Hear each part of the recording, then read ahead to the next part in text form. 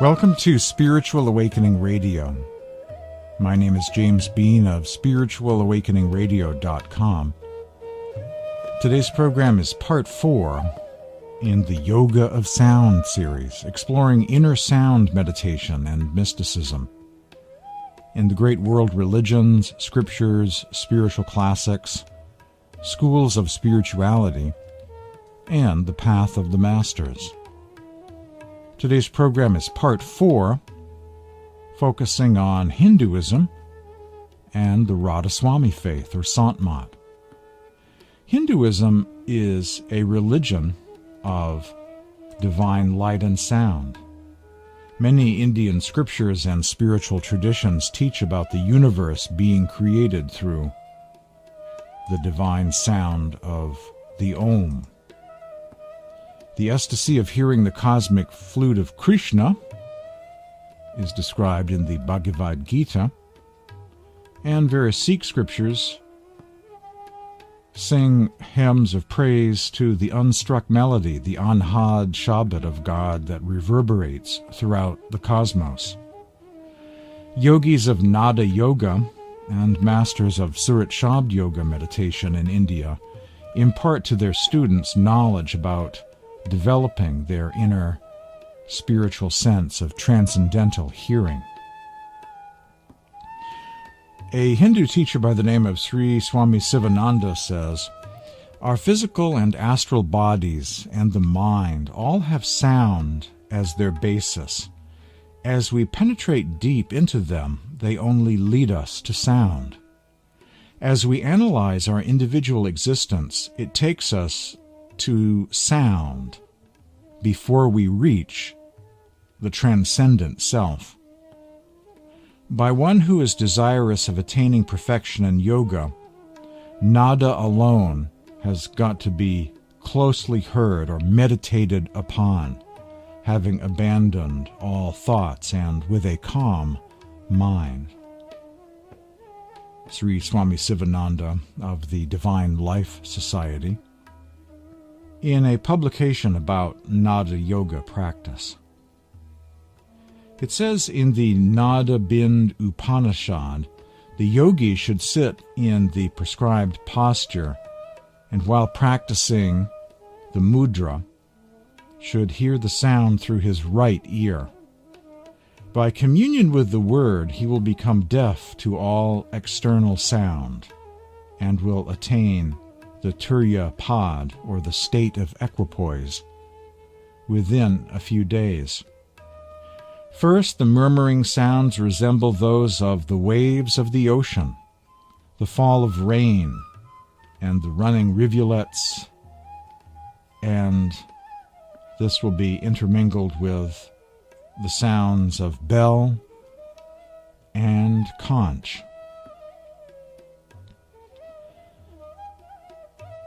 The Upanishads are ancient texts that represent for the Hindu approximately what the New Testament and the Gnostic Gospels represent for Christianity. The earliest of these spiritual treatises, which vary greatly in length, were put down in Sanskrit sometime between 800 and 400 BC, and there may be some Upanishads that are slightly more recent origin, composed somewhere perhaps into the AD period, as in the 1st or 2nd or 3rd century AD, possibly. The following is from the Nada Bind Upanishad on the practice of Nada Yoga, or inner sound meditation. It's from an English translation called 30 Minor Upanishads, including the Yoga Upanishads. Minor as opposed to the 12 major Upanishads that most people know about and think of when they hear about the Upanishads. There are 12 major Upanishads which have been translated into English. And those people, most, when they hear that term Upanishads, think of those 12 Upanishads in particular. But in reality, there are over 108 Upanishads, perhaps even more than that, written in ancient times. And the Nada Bind Upanishad is one of the Yoga Upanishads found translated into English in this great book called 30 Minor Upanishads. The yogin, being in the prescribed posture for meditation practice and practicing the Vaishnavi mudra, should always hear the internal sound through the right ear, or what's perceived to be coming from the right side of the head. The sound which he thus practices makes him deaf to all external sounds. Having overcome all obstacles, he enters the Turiya state within 15 days. In the beginning of his practice, he hears many loud sounds. They gradually increase in pitch and are heard more and more subtly. At first, the sounds are like those proceeding from the ocean, clouds, kettledrum, and those proceeding from the mardala, another musical instrument, bell, and horn or conch or trumpet perhaps. At the last stage, those proceeding from tinkling bells, flute, veena, which is similar to the sitar, and bees, or in other words, a humming sound. Thus he hears many such sounds, more and more subtle. When he comes to that stage when the sound of the great kettledrum is being heard, he should try to distinguish only sounds more and more subtle. He may change his concentration from the gross sound to the subtle, or from the subtle to the gross, but he should not allow his mind to be diverted from them towards others. The mind, having at first concentrated itself on any one sound, fixes firmly to that and is absorbed in it. Being indifferent towards all objects, the yogi, having controlled his passions, should, by continual practice, concentrate his attention upon the sound, which destroys the mind. Having abandoned all thoughts and being freed from all actions, he should always concentrate his attention on the sound, and then his chitta becomes absorbed in it. The serpent chitta, through listening to the nada, is entirely absorbed in it, and becoming unconscious of everything, concentrates itself on the sound. The sound serves the purpose of a sharp goad to control the maddened elephant, or chitta, which roves in the pleasure garden of the sensual objects.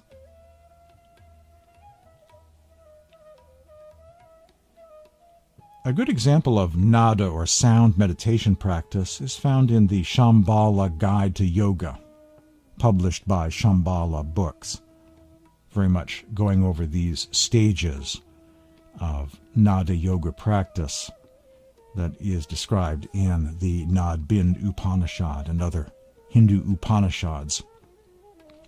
First, the practitioner should block his or her ears with the fingers and focus inwardly. That's the mudra part. Listening for the arising of the inner sound. To begin with, a variety of sounds may be heard. The practitioner may hear sounds like the sound of the ocean, a rain cloud, a drum, a kettledrum, or perhaps thunder is another way of translating that, I wonder. A drum or kettledrum, a conch shell, a bell, or in other words, ringing sound, a horn, a flute, a lute, or a bee, or humming sound. The Nad-bind Upanishad also mentions the possibility of hearing a sound that resembles the veena, a somewhat sitar-like instrument used in Indian classical music. These mystic or heavenly inner sounds are always resounding in the soul. Thus, when one attains a certain degree or level of stillness and concentration, spiritual sound becomes audible. In truth, the inner sound is always there. It is our attention which comes and goes like the elephant in the garden of sensual pleasures. We gain awareness of the sound, and this creates the illusion that the sound has arrived, quote unquote. When we get distracted or leave off our meditation practice, it seems to us that the sound has stopped, quote unquote. However, this otherworldly sound continues like radio waves flowing through the atmosphere, available to be tuned in anytime we wish to listen or do bhajan, listen to the inner sound in meditation. In the silence, the sound that's always there becomes apparent when one listens very hard, very concentrated. And then we discover the sound. It says in the Hansa Nad Upanishad, meditation on Nad, or the sound principle, is the royal road to salvation, or Jiva Mukti, the liberation of the soul. In all truth, it can be said that the fall of the human being took place when he began to forget himself. That is to say, to forget his supreme being, the mysterious source whence he emerged. That's a sentence found in a wonderful book on sound meditation called The Law of Attention, Nada Yoga and the Way of Inner Vigilance by Edward Salim Michael. This is from Master Kirpal Singh. The sound current or audible life stream is the link between God and man. Just as a fish can ride a mighty wave, so a spirit can ride the sound current and reach the ocean of sound, or Nam.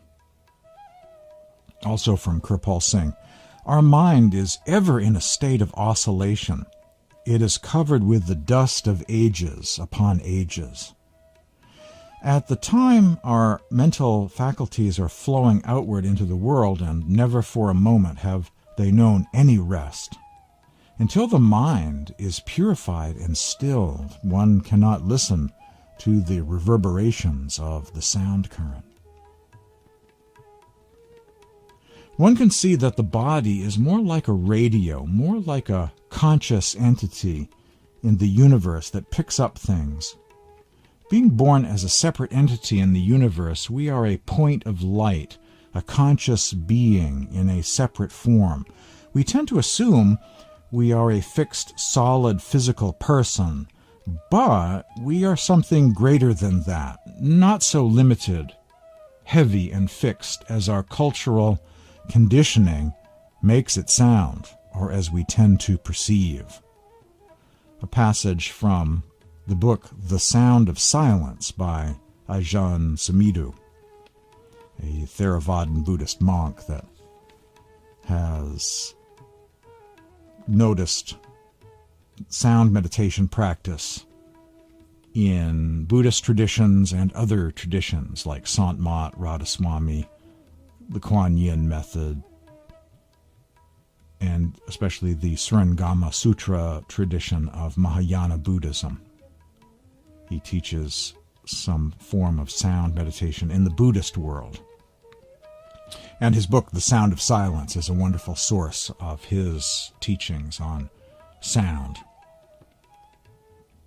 He also says you can experience the sound of silence in the mind. You hear it as a kind of high-frequency sound, a ringing sound. That's also from his book, The Sound of Silence. The aspirant should look upon this nada, or mystic sound, as a divine grace and rare opportunity, always turning to it with the utmost respect, revering it as the treasured means that can make his deliverance possible. A passage from The Law of Attention, Nada Yoga, and the Way of Inner Vigilance by Edward Salim Michael, who explored Buddhism and Hinduism traveling with his wife around India, focusing on sound meditation practice in the various spiritual paths he encountered. And he was a kind of sound mystic.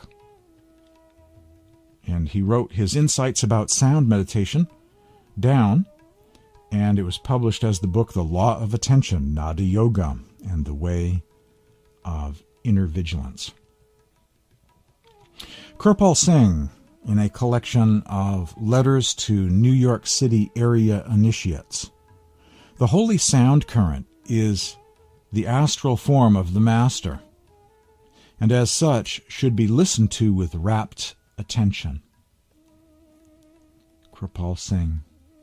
Attention is everything. When you focus your attention, as it also said in the Upanishad devoted to sound meditation called the Nad Bind Upanishad, you focus your attention and become utterly absorbed in the sound. And this is how one travels from less subtle to more subtle sound experiences or levels. When you focus all of your attention on the sound and become one with it, it opens up and becomes more and more subtle.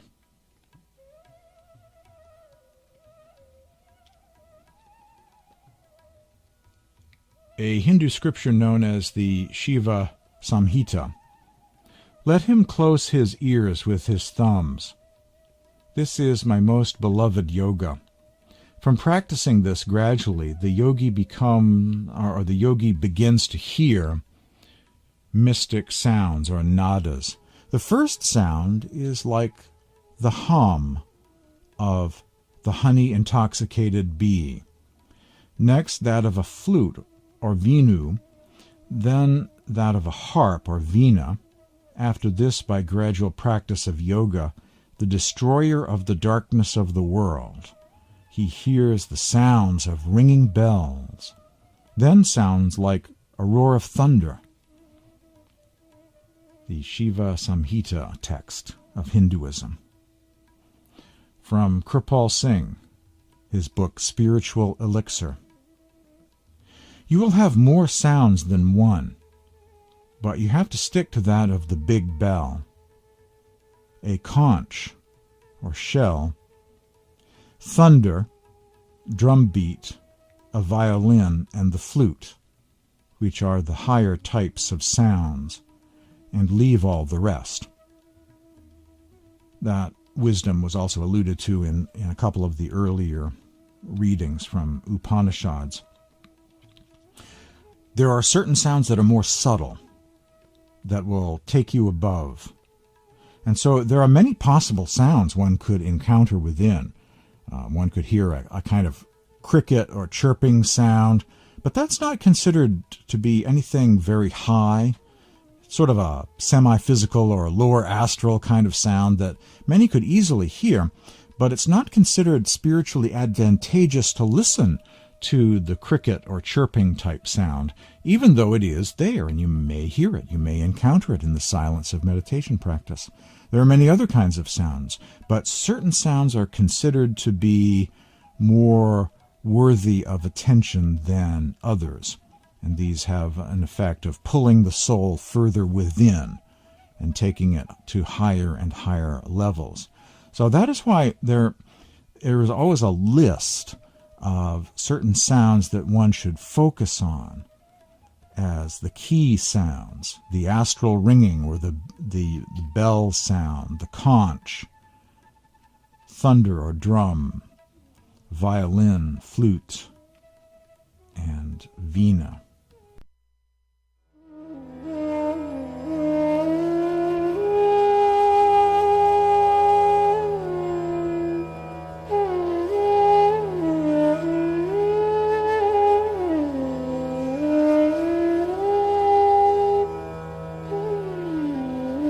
Spiritual Awakening Radio streams live every week at this time on healthylife.net, Positive Talk Radio.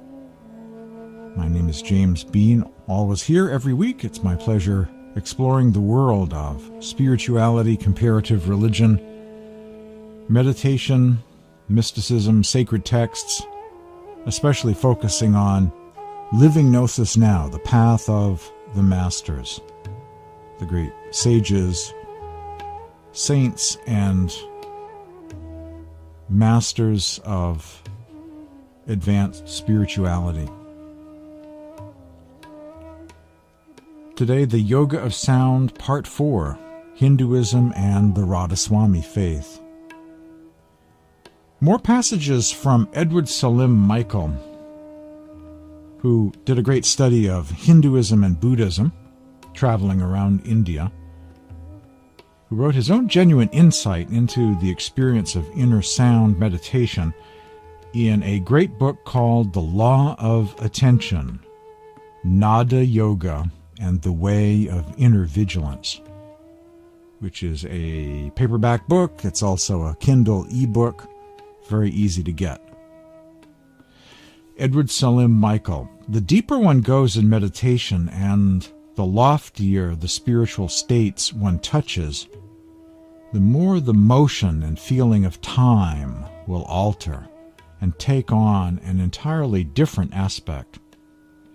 The greater the merger into one's higher state of consciousness, the slower and less perceptible will time become, until, in the still more exalted mystical states, it will feel as if it stops altogether.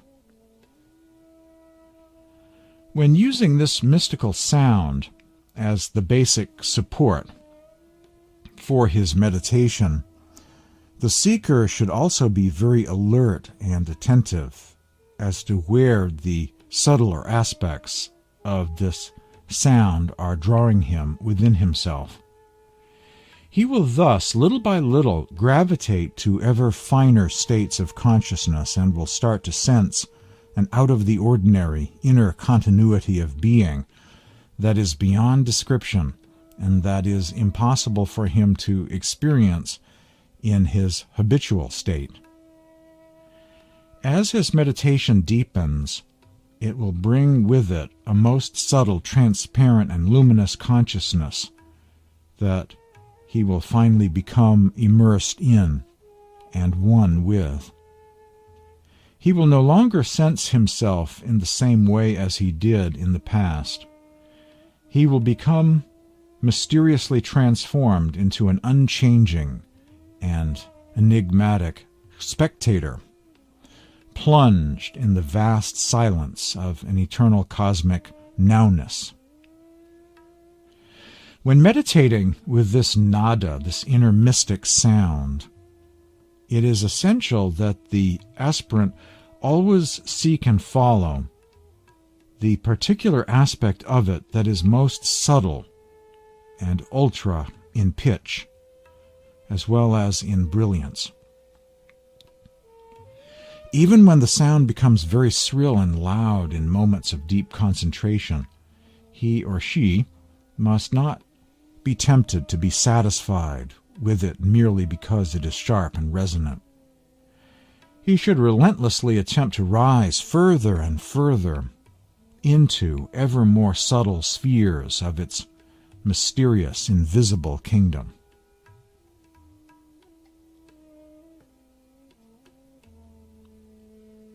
Quite intriguing passages from Edward Salim Michael on not staying stuck, not staying put.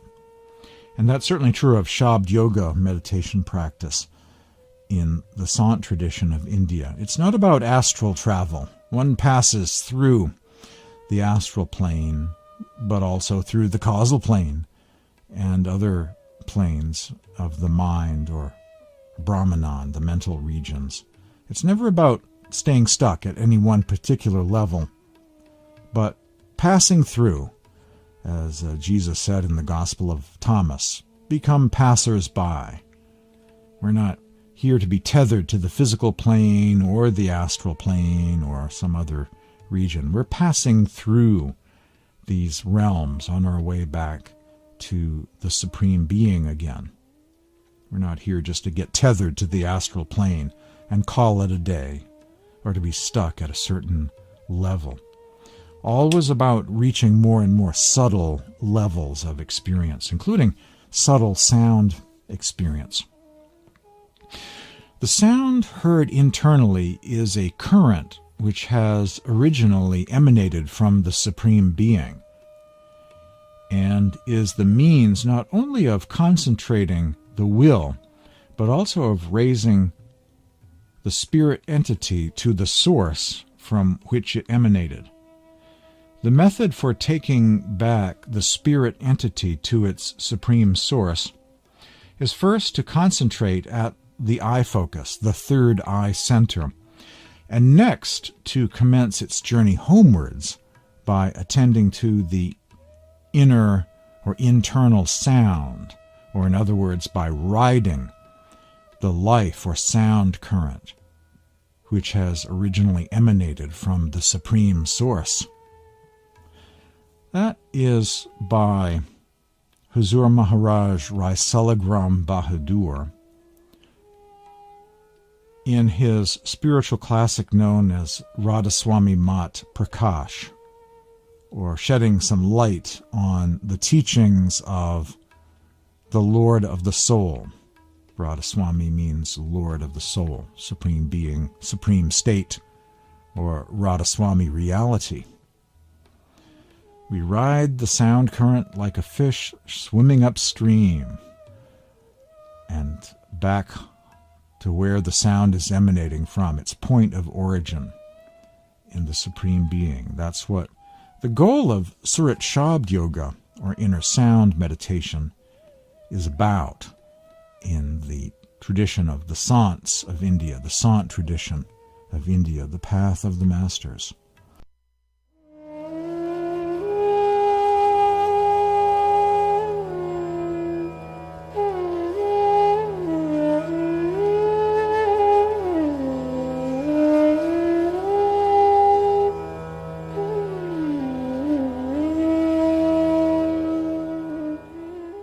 The Yoga of Sound, Part 4, Hinduism and the Radhaswami Faith, this week on Spiritual Awakening Radio. My name is James Bean.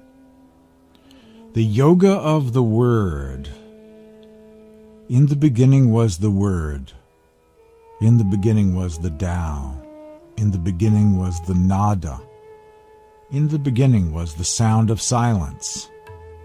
In the beginning was the music of the spheres. So, logically, the mystic says, if we wish to return to that beginning, that point of origin, that divine destination, if we wish to return home again, back to the realm of God, then let's concentrate on that sound, that word, that logos, that music of the spheres, that transcendental sound, and follow it back home again. Like a cosmic beacon, we can be guided by it. And in that sense, it's a kind of royal highway back to the home of all souls again. Some refer to that as nirvana, or Sachkhand, or the highest heavenly realm, Radhaswami Dham, Satlok, the home of all souls, the natural habitat of the soul.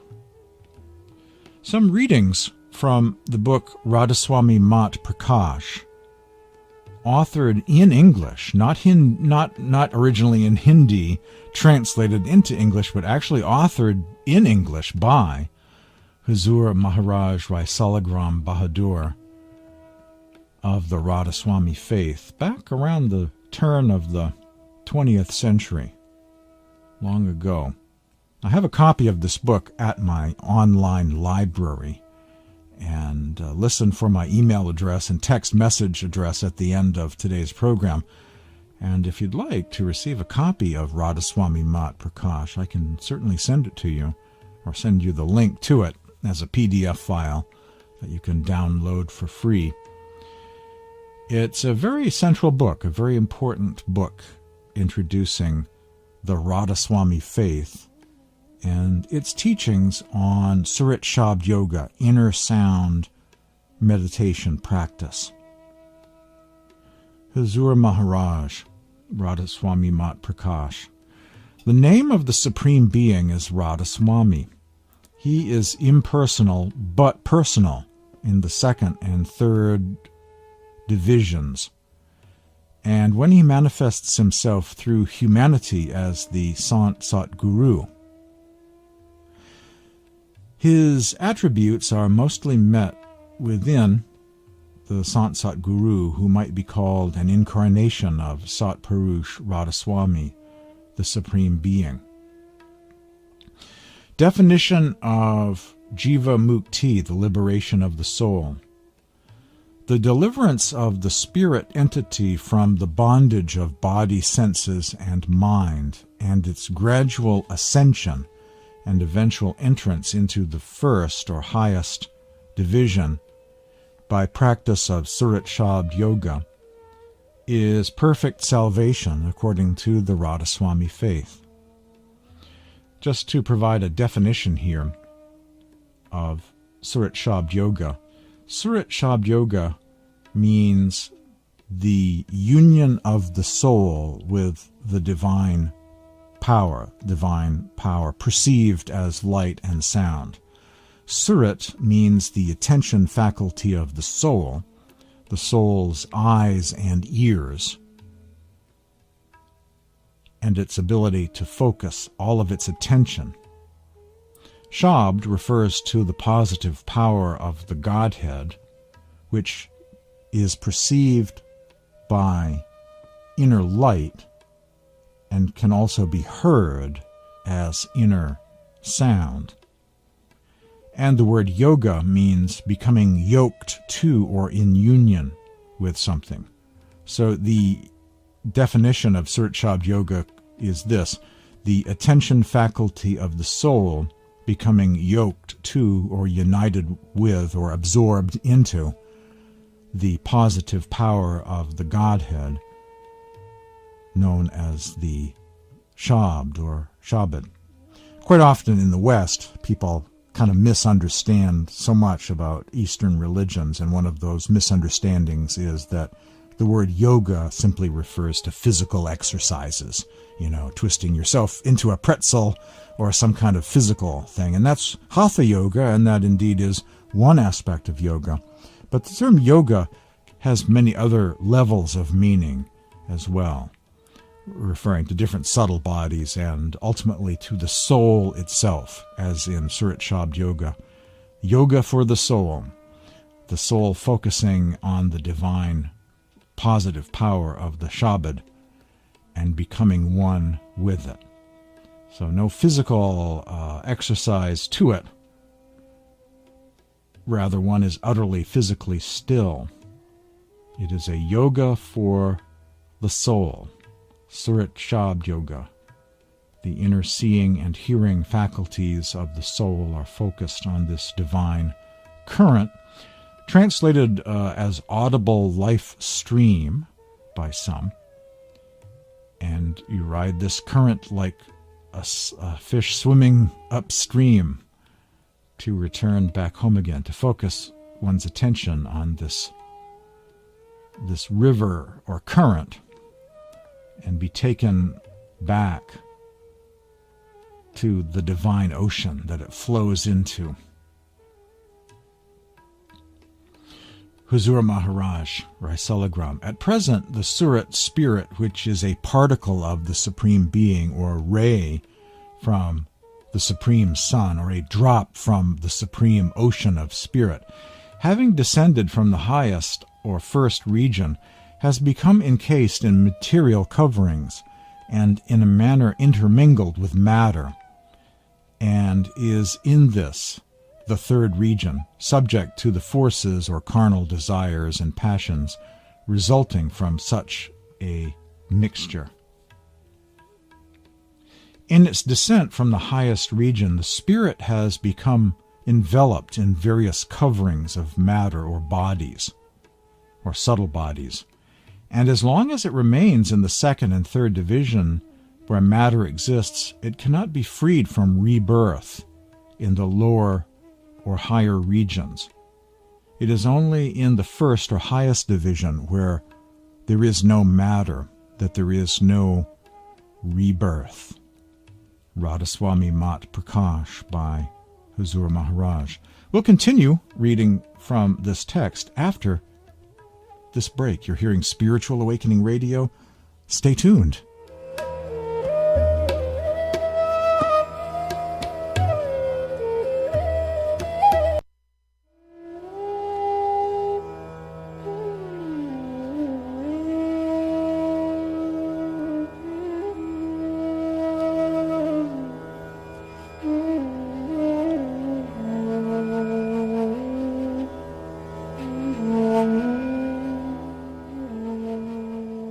Yoga of Sound and the Radhaswami faith during this segment on Spiritual Awakening Radio. Huzur Maharaj Rai Salagram Bahadur of the Radhaswami faith, in his book Radhasoami Mat Prakash, has much to say about the power of inner sound to cause the soul to ascend, to return back to where it comes from. It describes the soul as being a ray of a divine sun or drop from a divine ocean that at some point got separated out as an individual soul, separate drop, separate ray, separate particle of the divine, encased by various subtle bodies and the physical body in these outer grand divisions of creation, separated from the Supreme Being, and that through Surat Shabd Yoga it is possible for the soul to make this journey back home again, this very Gnostic ascension of the soul through heavenly realms, on the way back to the One again. He says, the sound heard internally is a current which has originally emanated from the Supreme Being and is the means of not only concentrating the will, but also of raising the spirit to the source from which it emanates. At the time of one's initiation, a novice receives instructions as regards the particulars of the Shabd of each subdivision, the sound of each subdivision, by means of which he has to raise his spirit upwards. It must be clearly understood that by Shabd or word, or internal voice, is meant the spirit of life current which enlivens every part of the body and is the main principle or essence which supports life and gives activity to every being or body in the whole creation or universe. Even in this world, everything is done by means of word or sound, and all affairs are managed through its instrumentality as one speaks or gives order, and the other attends to it or carries it out into execution.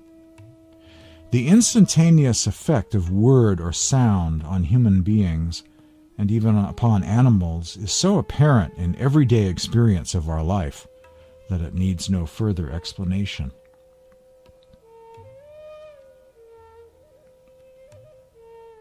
The method for taking back the spirit to its original source is to ride the sound current.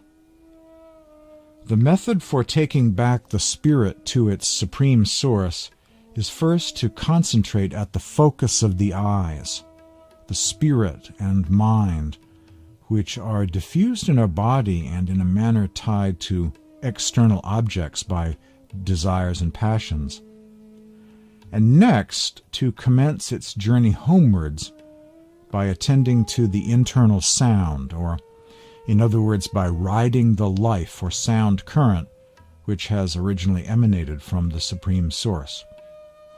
So here he is saying that the journey begins at the focus of the eyes, the eye focus. This is referring to the third eye center, described by some as the seat of the soul in the body. The seat of the soul is between the eyes, in the third eye,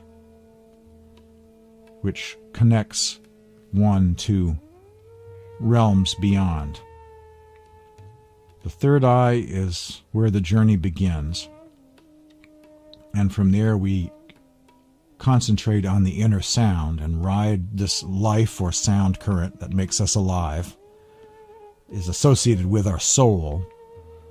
That which makes us alive is the life principle of the entire universe or cosmos. We focus on that sound, which originally has emanated from the Supreme Being, Hazur Maharaj. The current, which has been instrumental in having brought it down here, referring to the soul, must naturally be the path for its return to the original source, and whoever finds this current is on the path of emancipation. This current, which is the spirit and life current, is called in the Radhaswami faith sound or word or holy name. So here Hazur Maharaj Raisalagram, in his spiritual classic Radhaswami Mat Prakash, is saying essentially the same thing as we read earlier in the Hansa Nad Upanishad, that this divine sound, this divine nada, is the way of the liberation of the spirit, is jiva mukti, the liberation of the soul, by focusing on this divine sound or word or logos that brings us back to the Supreme Being again. The belief is that all souls come from the heavenly realm, called by some Satlok or Sachkhand, and some souls chose to leave, riding this downward current into outer planes of consciousness, realms of mind and matter, in this multiverse that we find ourselves in. And so we reverse the process as we go within, and that which has been spread out into the world of the five senses, dissipating outward, that concentration power of the soul is brought back to a single point known as the third eye center. And from there we close our eyes and repeat the mantra that we were given and the other techniques given at the time of initiation. And then the sound manifests itself, and we focus on certain sounds that we're trained to listen to, and the soul begins its ascension process, going back home again.